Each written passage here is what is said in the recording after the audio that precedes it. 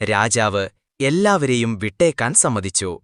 അബ്ദുല്ലാഹിബ്നു ഹുദാഫ റദിയല്ലാഹു അൻഹു അല്ലാഹുവിലേക്ക് മനസ്സ് തിരിഞ്ഞു ഹെർക്കലിന്റെ തലയിൽ ചുംബിച്ചുകൊണ്ട് പറഞ്ഞു, അല്ലയോ നാഥ, ഇവൻ നിന്റെ മതത്തിന്റെ ശത്രുവാണെന്നറിയാം, പക്ഷേ ഞാൻ അവന്റെ തലയിൽ ചുംബിക്കുകയാണ്.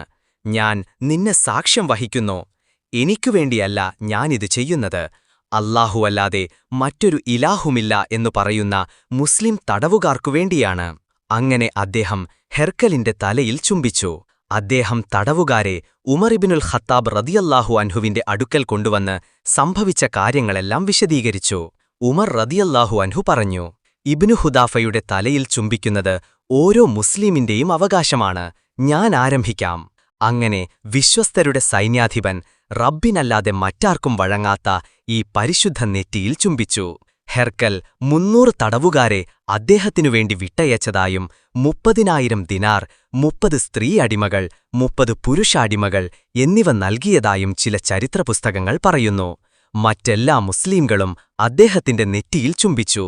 ഉമർ റദിയല്ലാഹു അൻഹു ആവേശത്തോടെ പറഞ്ഞു, തീർച്ചയായും നിങ്ങൾ അത്ഭുതവാനാണ് അബ്ദുൽ. ഈ ലോകത്തിലും പരലോകത്തും അല്ലാഹു നിന്നെ ബഹുമാനിക്കട്ടെ.